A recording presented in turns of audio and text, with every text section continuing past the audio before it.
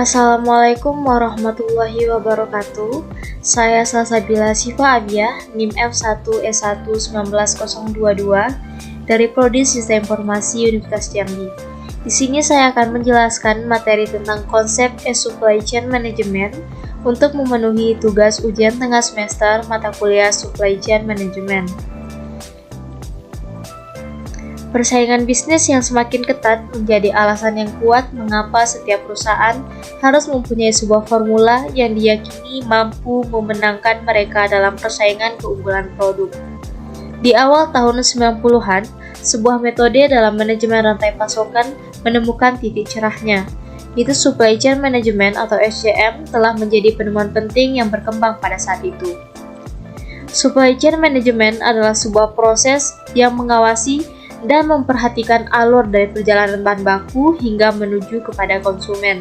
Dengan kata lain, SCM ini melakukan pengawasan dan juga pengontrolan bahan baku, kemudian mengolahnya dan menjadikannya barang yang siap dikonsumsi oleh konsumen. Di era globalisasi pada saat ini, mendorong berkembangnya teknologi yang semakin meningkat, sehingga mendorong suatu perusahaan untuk menerapkan SCM secara elektronik dengan melalui internet yang biasa disebut dengan Electronic Supply Chain Management atau ESCM. Lalu apa itu Supply Chain Management? Supply Chain Management merupakan suatu konsep manajemen di mana perusahaan berusaha memanfaatkan teknologi internet untuk mengintegrasikan seluruh mitra kerja perusahaan, terutama yang berhubungan dengan sistem pemasokan bahan-bahan atau sumber daya yang dibutuhkan dalam proses produksi. SCM digunakan untuk menentukan langkah dan strategi supply chain perusahaan yang dalam mengurangi biaya yang tidak diperlukan dalam rantai pasok. Dengan menggunakan SCM, maka aliran informasi antar perusahaan dengan pemasok serta distributor akan dapat lebih cepat sampai karena internet dapat dengan mudah diakses kapan saja ketika kita dibutuhkan. Nah, faktor pendukung supply chain management yaitu adalah internet. Dengan ada internet, di mana internet ini menyediakan sebuah alat yang memungkinkan kegiatan rantai pasok akan dilakukan dengan cara mensinkronkan dan memfasilitasi kinerja supply chain secara maksimal.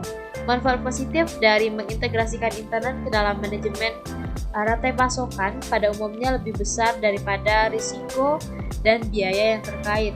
Pada saat ini, perusahaan yang telah menyelesaikan integrasi tersebut memegang keunggulan kompetitif daripada mereka yang belum menerapkan supply chain management pada perusahaannya. Aplikasi SCM yang dibangun dapat mempercepat aliran informasi yang ada, mempermudah proses pencairan informasi yang dibutuhkan, memudahkan distributor maupun pemasok dalam melakukan transaksi bisnis. Kemudian dengan adanya supply chain management dalam perusahaan dimungkinkan peningkatan efektivitas dan efisiensi dalam proses pembelian bahan baku, pemenuhan pesanan customer, serta proses distribusi barang jadi. Manfaat penataan supply chain management yaitu yang pertama, mengurangi biaya transaksi sebesar 90%, kemudian menurunkan biaya pembelian barang dan pelayanan sebesar 2-6%. Selanjutnya, membantu mengurangi biaya dan memperbaiki performance dengan memperkuat kebijakan procurement dalam desain produk dan SCM. Kemudian, melalui perbaikan kualitas informasi, accessibility dan waktu, SCM membantu perusahaan-perusahaan dalam supply chain lebih transparan untuk mencapai tujuan bersama atau long-term partnership. Kemudian ada performance di SCM, di mana di sini sebelum kita menerapkan SCM pada suatu perusahaan, kita harus memperhatikan performanya sebagai berikut. Yang pertama, energize the organization, yaitu mempersiapkan sebuah organisasi untuk SCM sebelum menentukan strategi bisnisnya. Kemudian yang kedua ada enterprise vision, di mana di sini mengetahui tingkat pentingnya SCM dalam suatu perusahaan.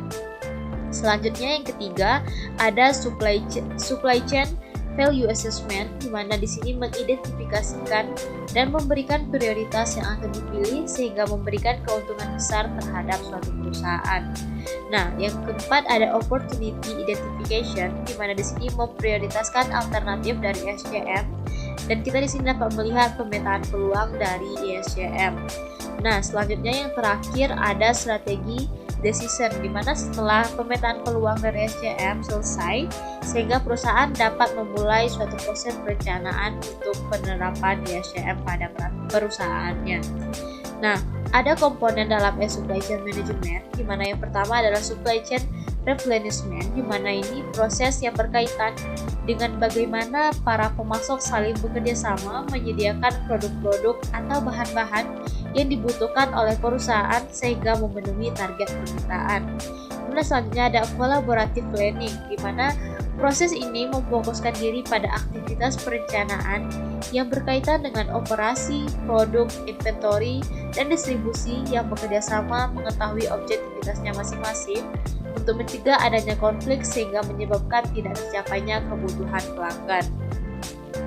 Kemudian yang ketiga ada collaborative product development, di mana proses ini berkaitan dengan aktivitas penciptaan produk atau jasa yang membutuhkan kerjasama antara berbagai mitra dengan perusahaan sehingga kualitas produk dan jasa dapat terpenuhi sesuai spesifikasi yang telah kita tentukan. Nah, kemudian yang keempat ada e-procurement, di mana di sini manifestasi baru dari proses pengadaan konvensional, di mana dalam aktivitas ini teknologi internet dan prinsip e-bisnis benar-benar diterapkan dengan sungguh-sungguh. Kemudian yang terakhir ada e-logistik, mana berkaitan dengan aktivitas manajemen pergudangan dan juga transportasi.